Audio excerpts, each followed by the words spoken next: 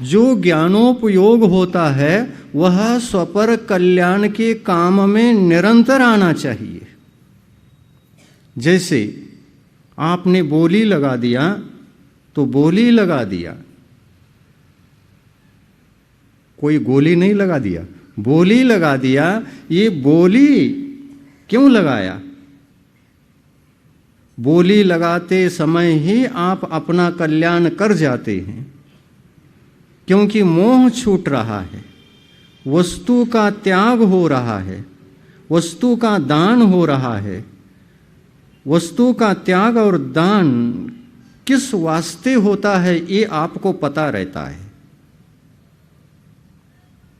इस दान राशि को लेने वाले को भी पता रहता है और आपको भी पता रहता है। लेने वाला तो ये कहता है कि यह धर्म के काम में आएगा और धर्म की रक्षा के लिए इसका सदुपयोग होगा। देने वाला दाता दे देता है, लेकिन लेने वाला यदि अशुभोपयोग में आ गया तो समस्या है। बहुत बड़ा अनर्थ है, बहुत बड़ा अनर्थ। और इससे बढ़कर के अनर्थ तो कुछ हो ही नहीं सकता। सदुपयोग करने वाला सदुपयोग कर लेता है, दाता भी सदुपयोग करता है, और दाता के द्वारा लिए गए धन का वह भी सदुपयोग करता है, तो वह दान लेने वाले के लिए और देने वाले के लिए अमृत बन जाता है। दाता इसीलिए सोचता है कहाँ देना चाहिए और कहाँ नहीं देना चाहिए।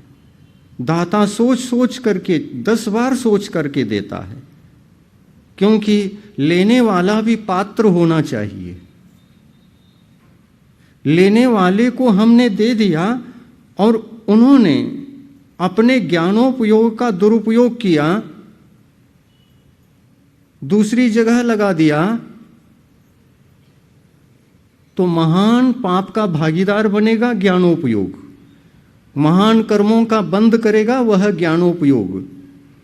यह अशुभाश्रव यदि वह कर लेगा और मैं दाता उनको दिया और इस दान के वजह से, दान के वस्तु के वजह से मन खराब हो गया, मन अशुभ में चला गया, वचन अशुभ में चला गया, काया अशुभ में चली गई, तो इसके माध्यम से क्या होना है?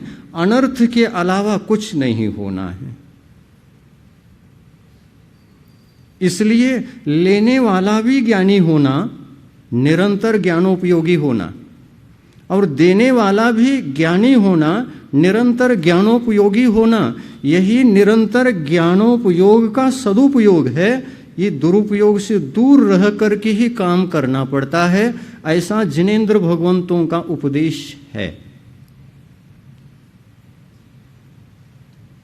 दान का द्रव्य लेने से पहले 10 बार सोचना पड़ता है कि हम इसको ले क्या नहीं ले, क्योंकि यह आग का पिंड है।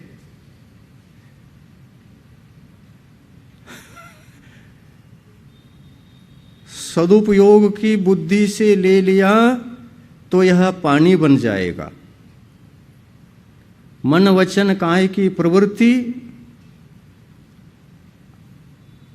अशुभ के मार्ग पर न हो, शुभ के मार्ग पर हो। मन वचन काय की प्रवृत्ति जब शुभ के रूप में होगी तो वह शुभोपयोगी होगा। ज्ञानोपयोग को धर्म में लगाया हुआ जीवात्मा होगा।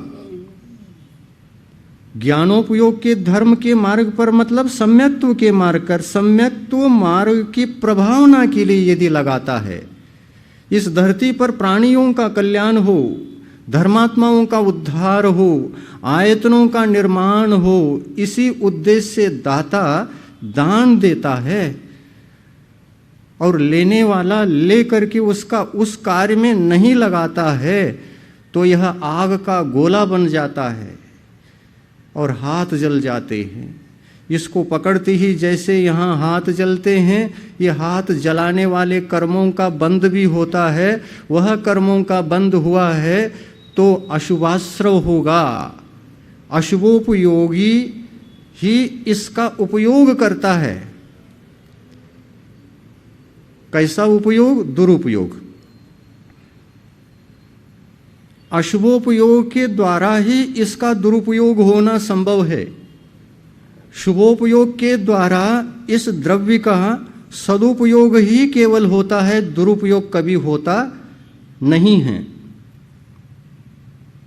जहां जहां शुभोपयोग होता है वहां सम्यक्त होता है, नियम से सम्यक्त होता है, और वह शुभोपयोगी सम्यक दर्शन की रक्षा के लिए सतत जागृत रहता है। उसकी वह जागृति ही खुद को बचाती है। जागृत रहता है, जागृति ही खुद को बचाती है।